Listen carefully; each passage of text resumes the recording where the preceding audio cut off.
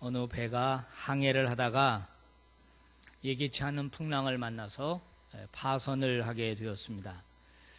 많은 사람이 생명을 잃었고 단 3사람만이 겨우 목숨을 부지하고 무인도에 도착했답니다. 한 사람은 굉장한 부자입니다.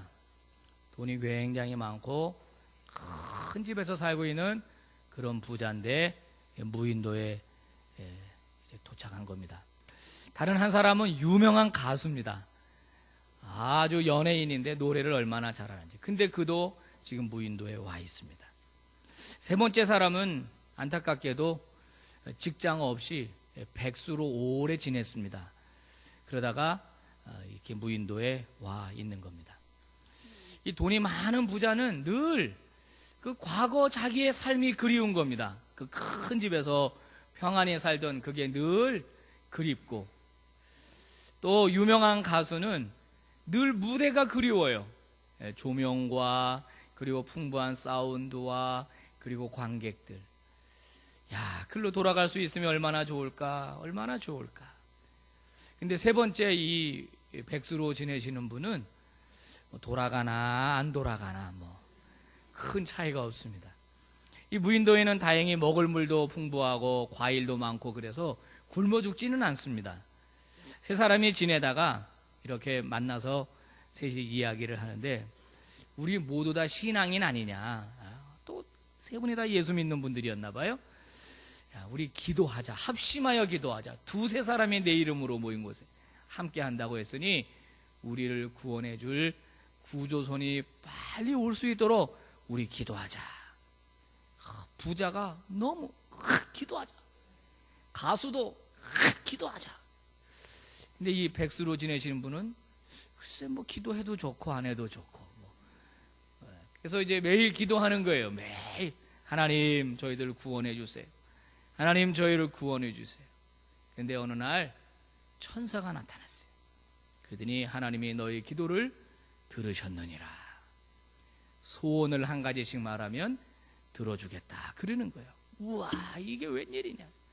부자가 말합니다. 제 소원은 다시 우리 집으로 돌아가는 겁니다. 그 큰 저택으로 돌아가서 그 사람들의 서빙을 받으면서 말이지, 내가 맛있는 음식, 그냥 편안한 잠자리, 난 다시 내 집으로 돌아가고 싶습니다. 네 소원대로 될지어다. 뿅. 그리고 자기 집으로 돌아갔다는 거예요. 돌아갔다는. 두 번째 가수가 이제 소원을 말합니다. 제 소원은요, 무대에 서고 싶습니다. 관객들이 꽉 차가지고 조명과 막 사운드, 난 거기서 다시 한번 공연을 하고 싶습니다. 그랬더니 내 소원대로 될지어다. 뿅 하고 무대로 갔어요. 그리고 이제 이 백수로 지내시는 이분만 남았습니다. 네 소원을 말하거라. 그랬더니 이 백수가 말합니다. 천사님, 저는 솔직히 그렇게 바라는 게 없습니다. 그냥 예전에 삶이나 지금 삶이나 별 차이도 없고, 여기 와보니까 참 좋네요. 공기도 좋고 먹을 것도 많고. 근데 2사람이 있다가 가니까 심심하네요. 그 2사람 다시 오게 해주세요. 뿅. 그리고 2사람이 다시 왔다는 거예요. 참 여러분, 그렇게 웃으시다니. 그래요. 사람은 누구나 기도라고 하는 것을 합니다. 그 사람의 종교가 무엇이든지 상관없이 기도합니다. 다만 누구에게 하느냐, 또 어떻게 하느냐, 어떤 방법으로 하느냐, 누구의 이름으로 하느냐에 따라 다를 뿐이지 기도합니다. 요 교회 앞에 백년사에서 붙인 현수막이 있더만요. 기도한다고 써붙여놨더라고요. 여러분, 누구나 기도합니다. 의식하든지 의식하지 않든지 간에 우리의 마음속에 늘 갈망이 있죠. 내 힘으로 안 되니까 어떤 누군가에게 의탁하고 의존하는 그런 기도를 하게 됩니다. 어떤 철학자가 인간을 가리켜서 사고하는 동물이다, 생각하는 동물이다 그랬죠. 그런데 이걸로 본다면 모든 인간은 기도하는 동물이 아닌가 하는 생각이 듭니다. 자, 오늘 본문에서도 우리 예수님 기도하는 모습이 나옵니다. 11장 1절에 보니까 예수님이 어떤 장소에서 기도하셨고 그 기도를 마치신 다음에 제자들이 예수님에게 요청하는 이야기가 나와요. 우리 주님은 기도의 사람이셨습니다. 여러분 아시는 대로 우리 주님이 처음 그 공생의 사역 시작할 때 40일 금식 기도하지 않았습니까? 광야에서. 우리 주님은 기도로 사역을 시작하셔요. 기도로. 그리고 예수님의 사역을 다 마무리하시던, 즉 십자가를 앞두시던 겟셋마네 동산에서 주님 뭐 하셨습니까? 기도하셨습니다. 밤새도록 땀방울이 핏방울처럼 떨어지도록 간절하게 기도하셨습니다. 마지막 십자가에 달리실 때도 그 처절한 고통 속에서 7마디 말씀을 하셨어요. 그거를 십자가상의 7언 그렇게 말하잖아요. 그 중에 3가지가 기도였습니다. 그러니까 우리 주님은요, 사역 시작할 때도 기도하셨고 마무리하시고 마지막 십자가에 달리시는 순간까지 기도하셨던 분입니다. 그런가 하면 사역을 하시는 중간중간에도 우리 주님은 계속 기도하셨어요. 12제자를 부르실 때도 기도했고, 그들을 훈련시키고 파송할 때도 기도했고, 또 갈릴리 호수로 먼저 보내실 때도 우리 주님은 산 위에 올라가서 밤이 맞도록 기도하셨습니다. 바쁜 사역의 일정 가운데서 우리 주님은 기도하는 일을 게을리하지 않으셨어요. 한 번은 제자들이 아침에 일어나 보니 예수님 없어졌잖아요. 어디 계신가 찾아봤더니 저 한적한 곳에 가셔서 홀로 기도하고 계셨습니다. 아, 주님 왜 여기 계세요? 온 마을 사람들이 지금 주님 찾고 있습니다. 빨리 가시죠. 우리 주님은 사역하실 때도 기도하셨다라고 하는 겁니다. 여러분 이런 생각 혹시 드십니까? 예수님이니까 기도 많이 하셨겠지. 예수님이니까 당연히 기도하셨겠지. 여러분 당연히 기도요? 기도하신 게 별로 이상하다는 생각 들지는 않으십니까? 예수님은 하나님의 아들이시잖아요. 그분에게 신적 권세가 있지 않습니까? 뭐든지 다 하실 수 있잖아요. 풍랑도 잔잔하게 하시고 오병이어 사건도 일으키시고 심지어는 죽은 자까지도 일으키시는데 그분이 왜 기도를 해야 된다는 말입니까? 뭐가 아쉬워서, 뭐가 부족해서? 오히려 기도하지 않는 게 당연할 것 같은데 우리 주님은 기도가 가장 중요한 것처럼 기도를 게을리하지 않으셨어요. 식사를 거르시는 한이 있더라도 기도는 거르지 않으셨습니다.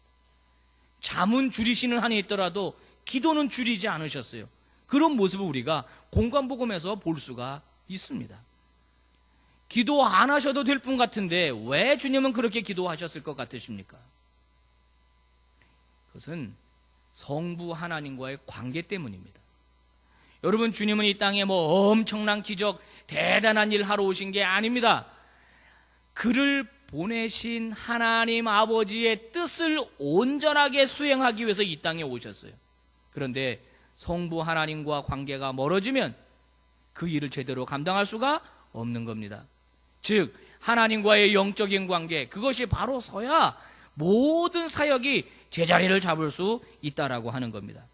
그래서 우리 주님은 성부 하나님과의 깊은 영적인 교제, 그것이 무엇보다 중요하고 그것이 꼭 있어야 하는 걸 아셨기 때문에 모든 일에 앞서 기도하셨고, 일하시면서 기도하셨고, 기도로 모든 일을 마무리하셨던 겁니다. 여러분 우리도 마찬가지입니다. 우리가 기도를 통해서 하나님과의 영적인 올바른 관계를 갖지 않으면 우리의 모든 삶이 뒤틀려 버립니다. 망가져 버리는 거예요. 엉켜 버리는 거예요. 하나님의 뜻을 제대로 알지 못하면, 하나님과 영적인 관계가 바로 서지 않으면 모든 일들이 엉켜 버리는 것입니다. 성경에서 우리에게 말씀하시는 중요한 명령 가운데 가장 지켜지지 않는 게 있다면 그것은 기도에 대한 명령일 것입니다. 기도하라, 기도하라. 우리 주님 말씀하셨고 많은 예언자들이 이야기했고 사도 바울이 이야기했습니다. 쉬지 말고 기도하라, 쉬지 말고 기도하라. 너는 내게 부르짖으라, 내가 너에게 응답하겠다. 내가 기도를 쉬는 죄를 범하지 않겠다. 여러분 기도하면 내가 응답하겠다, 기도하라 말씀하는데도 불구하고 오늘 많은 그리스도인들은 기도의 자리에 나오지를 않습니다. 아이러니합니다. 왜 기도를 안 할까요? 여러 가지 이유가 있지만 일반적으로 교만한 그리스도인은 기도하지 않습니다. 무슨 말인가 하면, 나 하나님 도우심 필요 없습니다. 별로. 내가 능력이 있기 때문에 내가 다 잘할 수 있습니다. 지금까지도 내가 잘 해왔고 앞으로도 잘할 것입니다. 나는 하나님 없어도 굳이 그렇게 기도하지 않아도 내 인생 행복하게 잘 살 수 있습니다. 이렇게 생각하는 교만한 그리스도인은 기도하지 않는다는 겁니다. 그래서 보면요, 기도하지 않는 사람들 부류 중에 그저 편안한 사람, 큰 문제 없는 사람, 생활도 그저 넉넉하고 이런 분들은 되게 기도 잘 안 하는 것 같아요. 그러니까 때때로 하나님은 어떻게 합니까? 그 사람의 삶을 흔드시는 거예요. 흔드시는 거예요.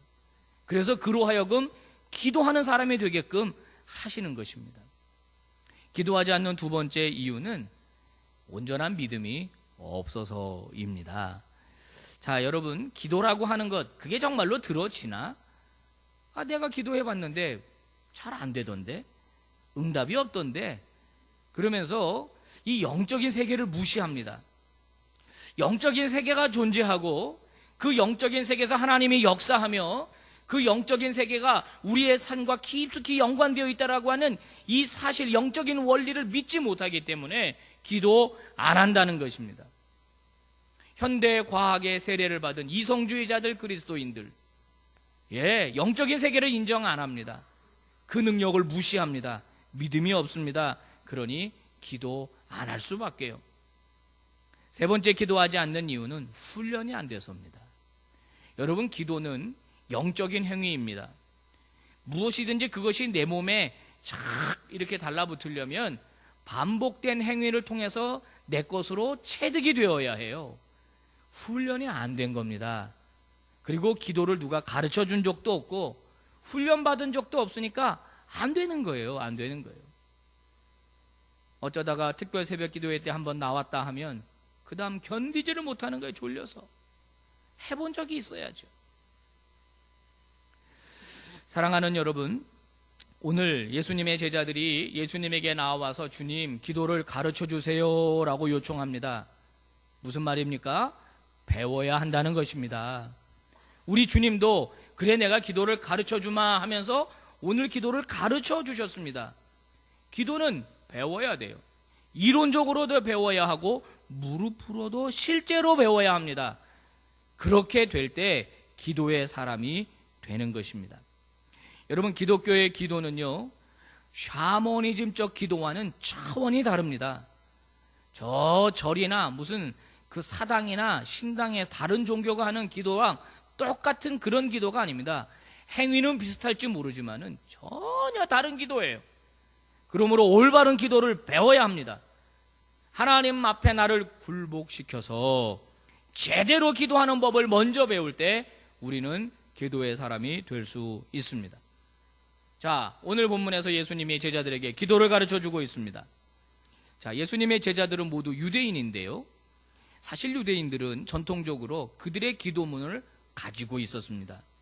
기도하는 방법을 알고 있었고 그들의 지도자들 역시 기도하는 사람들이었습니다. 그런데 문제는 올바른 기도를 하지 못했다는 데 있습니다. 마태복음에도 예수님께서 그들의 기도를 지적하시지 않습니까? 너희들의 기도는 외식하는 기도다. 주님이 그냥 단정 내리시잖아요. 외식하는 기도, 주님에게, 하나님에게 보이려고 하는 기도가 아니라는 겁니다. 사람에게 보이려고 하는 기도다. 저 시장 어귀에 나가서 다른 사람들 다 보도록 다 오래 기도하는 거예요. 또 그들의 기도는 중언부언하는 기도라 그랬어요. 반복해, 뜻없이 계속 반복하는, 오래 기도하면은 아주 그냥 능력 있는 사람처럼 보이도록 하는 그런 기도였다는 겁니다. 그래서 주님은 뭐라고 마태복음에서 처방하십니까? 골방에 계신 내 하나님께 기도하라. 사람에게 보이려고 하지 말고 골방에서 하나님과 독대하면서 하나님 만나 기도하라, 그런 말씀을 하고 있지 않습니까? 이렇게 기도에 대해서 알고 있는 제자들이었지만 주님을 가까이에서 섬기고 주님과 함께 지내면서 주님을 보니까 주님의 기도는 다른 것입니다. 뭔가 다른 거예요. 아, 주님의 기도는 특별하다. 도대체 어떻게 기도하는 게 좋을까? 또 마침 세례 요한이 그의 제자들에게 또 그들만의 기도를 가르쳐줬다는 이야기를 들었던 제자들이 주님에게, 주님, 저희들한테 기도를 좀 가르쳐주세요. 기도, 무엇을 기도해야 되는 것입니까? 좀 가르쳐주세요. 그럴 때 우리 주님께서는 마치 기다리기라도 하셨듯이 제자들에게, 오냐, 내가 기도에 대해서 가르쳐주마. 자, 기도는 말이야 이렇게 하는 거야. 기도할 때 이렇게 하라. 그러면서 기도를 가르쳐줬습니다. 이게 무엇입니까? 소위 주기도입니다. 주기도. 우리가 주기도문을 외지 않습니까? 오늘날 주기도문은 주문처럼 외는 그 성향이 짙은데요, 오늘 주님은 이 주기도문을 통하여 기도에 대한 샘플을 알려주시는 겁니다. 자, 그리고 오늘 본문에는 두 가지 이야기가 더 나오죠. 4절까지 주기도가 나오고 그 다음부터 밤중에 친구가 찾아온 이야기를 해주시면서 기도하는 사람이 가져야 할 태도에 대해서 가르쳐 주시고, 그 다음에 구하라, 찾으라, 두드리라라는 말씀을 통해서 역시 기도하는 사람이 어떤 마음을 가지고 기도해야 될지, 하나님과 어떤 관계를 가져야 할지에 대하여 말씀을 해주셨습니다. 저는 오늘 주님이 가르쳐준 이 주기도를 중심으로 은혜를 나누고, 다음 주에 2탄으로다가 나머지 본문을 가지고 은혜를 나누려고 합니다. 1절부터 4절까지 주기도문은 마태복음에 나오는 주기도문과 비교했을 때 다소 짧습니다. 짧은 기도문이지만 주기도임에는 틀림이 없습니다. 아마도 누가가 사역하던 이 사역의 현장은 주로 이방인들이 대상이었기 때문에 누가는 긴 기도문보다 이 짧은 기도문이 더 유효할 거라고 생각했던 것 같습니다. 그런데 이 짧은 기도문 안에는 우리가 기도해야 될 기도 제목 우선순위 5가지가 나옵니다.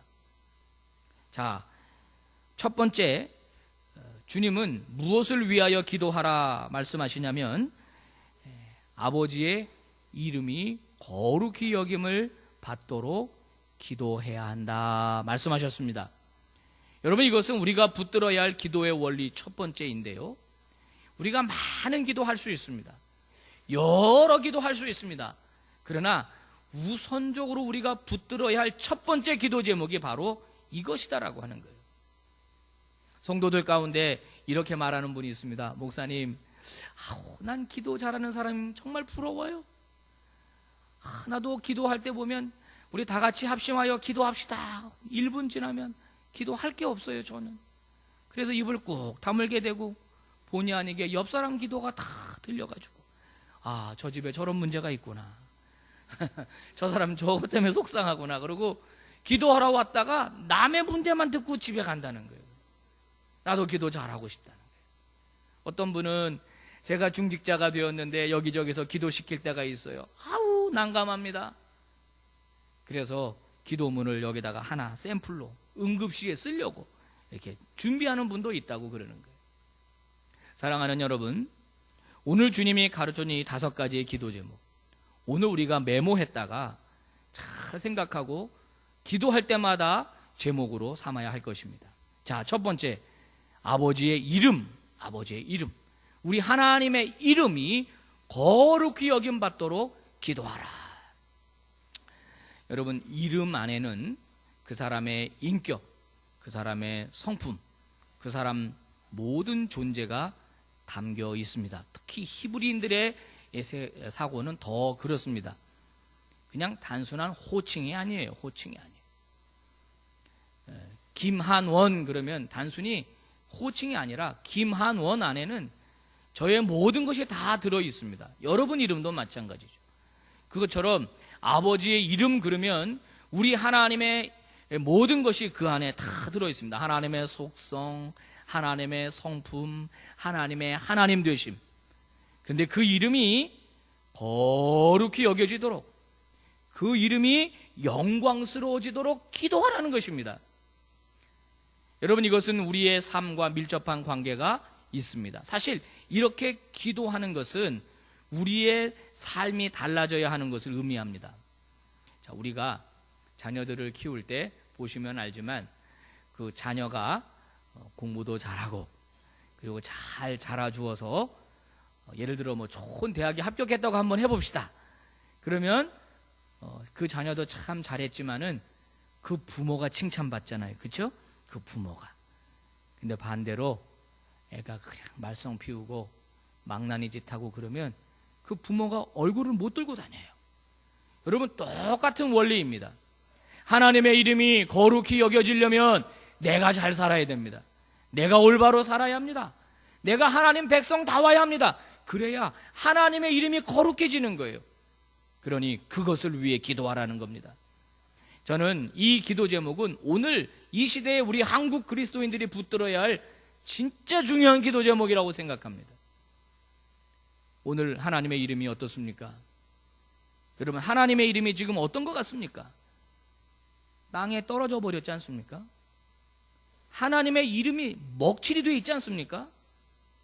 여러분, 이거 회복해야 합니다. 이거 회복하려면 저와 여러분이 기도해야 되고 이 기도에 합당한 삶을 살아내야 합니다. 그래야 우리 하나님의 이름이 거룩히 여김을 받으시는 겁니다. 여러분, 기도하실 때 하나님의 이름을 위하여 기도하십시오. 하나님의 영광을 위하여 기도하실 수 있기를 바랍니다. 두 번째, 주님께서 가르쳐준 기도의 원리는 하나님의 나라가 이 땅에 임하기를 위해서 기도하라는 것입니다. 자, 하나님의 나라는 특징이 있습니다. 그것은 하나님의 통치입니다. 통치. 하나님의 다스림입니다. 그 하나님의 통치와 하나님의 다스림이 저 하늘에만 있는 게 아니라 이 땅에도 그대로 이루어질 수 있게 해달라고 기도하라는 것입니다. 하나님이 통치하는 세상은 악한 영이 떠나가게 됩니다. 더러운 영이 떠나가게 돼요. 그래서 부조리와 불의와 모든 것들이 다 떠나가고 하나님의 진리와 하나님의 정의와 하나님의 공의가 이 땅에 풍성하게 임하는 것, 그것이 바로 하나님의 통치, 하나님의 나라가 이 땅에 임하는 것입니다. 기도할 때 하나님, 이 시대를 붙잡고 있는 악한 영, 더러운 영, 어두움의 영이 떠나가게 해주십시오. 거짓의 영, 타락의 영, 쾌락의 영 떠나가게 해주십시오. 그리고 하나님이 통치하는 나라가 되게 해주십시오. 기도해야 합니다. 그리고 내가 그 일에 쓰임받기를 원합니다. 하나님의 나라가 임하고 그 나라가 확장되는데 제가 쓰임받기를 원합니다. 내 가족이 쓰임받기를 원합니다. 내 자녀가 쓰임받기를 원합니다. 이것이 우리가 붙들어야 할 두 번째 기도 제목이라는 거예요. 세 번째 기도 제목은 우리에게 날마다 일용할 양식을 달라, 이렇게 기도하라 말씀하십니다. 여러분, 이것은 단순히 먹을 것을 위해서 기도하는 게 아닙니다. 일용할 양식. 이 기도 제목을 주님이 주실 때 아마 제자들은 40년 광야 생활을 염두에 두었을 겁니다. 그때 그들은 매일매일 하나님이 내려주시는 만나를 먹었습니다. 그죠? 근데 여러분 아시지만 그 만나는 매일 내렸잖아요. 매일. 그죠? 그래서 매일 나가서 만나를 거두어야만 먹고 살았습니다. 이상하죠? 그냥 차라리 하나님께서 한 달치를 한꺼번에 확 내려주시든지 아니면 일주일치씩 주면은 조금 더 편할 텐데 매일매일 하게 하셨어요.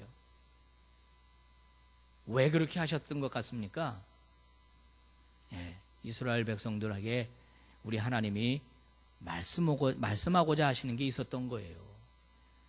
매일매일 목숨을 연명하려면 하늘 쳐다보고 살라는 겁니다. 하나님 쳐다보고 살라는 거예요. 사랑하는 여러분, 일용할 양식을 위하여 기도하라라고 하는 것은 우리의 생명을 위해서 기도하라는 겁니다. 무슨 말입니까? 내가 하나님 떠나면 살 수 없습니다. 내가 하나님 떠나서는 존재할 수가 없습니다. 하나님이 매일매일 지켜주셔야 내가 살아갈 수 있습니다라는 고백의 기도를 하라는 겁니다. 세상 것 의지하지 않고 썩어질 것 의지하지 않고 물질 의지하지 않고 하나님 온전히 의지하며 살아갈 수 있게 해주십시오. 일용할 양식 주십시오. 바로 하나님과 잘 연합이 되어서 하나님에게 온전히 기대어 살아가는 그런 인생 되게 해달라는 바로 그런 기도 제목이 되는 것입니다. 그저 잘 먹고 잘 살게 해달라는 그런 기도가 아니다라고 하는 거예요. 여러분, 우리 그리스도인들 가운데 자기 뜻대로 살면서 하나님을 자기의 아버지로 인정하지 않으면서 하나님 나에게 일용할 양식을 주십시오, 이웃을 착취하든지 말든지 독을 팔아서 먹든지 말든지 몹쓸 짓을 하든지 말든지 어떤 짓을 하든지 말든지 돈만 많이 벌게 해주십시오, 일용할 양식이 많아지게 해주십시오라 하는 기도는 하나님 앞에 통하지 않는다는 거예요. 많은 그리스도인들이 하나님 의지하지 않고 일용할 양식을 위해 죽어라 일하다가 진짜 죽습니다. 그냥 죽어요. 죽어라고 일만 하다가 죽어요. 내 인생이, 내 삶이, 내 생명이 하나님께 있음을 알고 하나님 날 버리지 마십시오, 하나님 오늘도 지켜주셔야 제가 삽니다, 하나님을 온전히 의지하는 그런 인생 되게 해달라고 기도하라는 겁니다. 그리고 네 번째 기도는 죄 용서에 대한 기도인데요, 우리에게 죄 지은 사람 용서하니 내 죄도 사하여 주십시오. 마치 이 기도는 조건부 기도 같습니다. 내가 다른 사람 용서했으니 내 죄도 용서해 주세요라는 조건부 기도 같지만 사실 올바른 번역은 이렇게 하는 게 맞습니다. 하나님, 내 죄를 사해 주십시오. 그러면 저도 동시에 나에게 잘못한 사람을 용서하겠습니다. 그런 기도입니다. 하나님, 내 죄를 사해 주십시오. 내 죄가 사함받았는데 내가 어찌 다른 사람이 나한테 지은 죄를 내가 용서하지 않겠습니까? 라는 그런 기도 제목입니다. 여러분 생각해 보세요. 하나님 앞에 자기 죄는 용서함 받기를 바라면서 자기 마음속으로 자기한테 잘못한 사람, 자기를 갖다가 손해본 사람을 갖다가 마음속으로 원망하면서 언젠가 너 가만두나 봐라, 내가 반드시 너 손봐줄 거다, 너 그러면서 복수심과 증오심을 품는 사람, 그러면서 하나님께 하나님 내 죄를 사해 주십시오. 말이 안 된다는 거예요. 내 죄가 하나님 앞에 사함받기를 원한다면 나에게 잘못한 사람도 용서하라, 그 얘기입니다. 용서하라. 그것을 왜 기도하라는 거예요? 여러분, 얼마나 많은 관계가 깨져 있습니까? 여러분, 내 주위에 얼마나 이 죄로 인해서 누군가에게 잘못하고 누군가에게 실수한 것 때문에 얼마나 많은 관계가 깨져 있습니까? 우리는 내가 당한 것만 생각하죠. 나 때문에 누군가가 피해본 것도 생각 안 한다고요. 여러분, 나 때문에 또 수많은 사람이 피눈물을 흘리고 있어요. 내가 잘못 말하고 내가 잘못 행동한 것 때문에 말이에요. 여러분, 이거 중요한 기도 제목입니다. 이렇게 될 때 공동체가 회복되는 거예요. 공동체가 회복이 돼야 하나님이 기뻐하시는 신앙 공동체를 이룰 수가 있는 것입니다. 나를 험담하고 나를 못살게 구는 사람, 하나님이 내 죄 용서했으니 나도 그를 용서하도록 기도하라는 것입니다. 이웃과의 관계성입니다. 어떤 교수님 제가 특강 들으니까 그 미국에서 이제 교수하시는 분인데 아주 유명한 분입니다. 이런 얘기해요. 한국의 그리스도인들은 세 가지만 안 하면 경건한 그리스도인으로 인정받는다는 거예요. 세 가지. 첫째, 술 안 먹고, 둘째, 담배 안 피고, 셋째, 제사 안 지내면 경건한 그리스도인이다.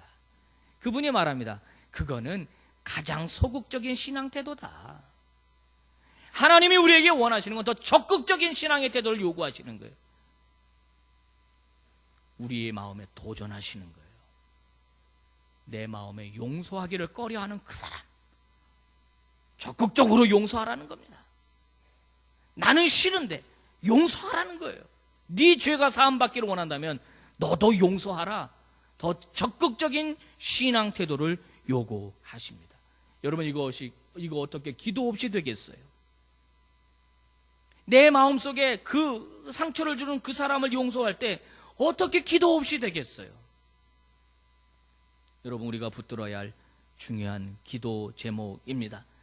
혼신의 힘을 다하여 하나님을 사랑할 뿐만 아니라 혼신의 힘을 다하여 이웃을 사랑하라고 하신 주님의 명령을 내 삶 속에 그대로 실천하기 위하여 기도하라는 것입니다. 마지막 다섯 번째, 시험에 들지 않게 기도하라. 여기서 시험이란 사탄에게서 오는 유혹을 말합니다. 유혹의 주체는 사탄입니다.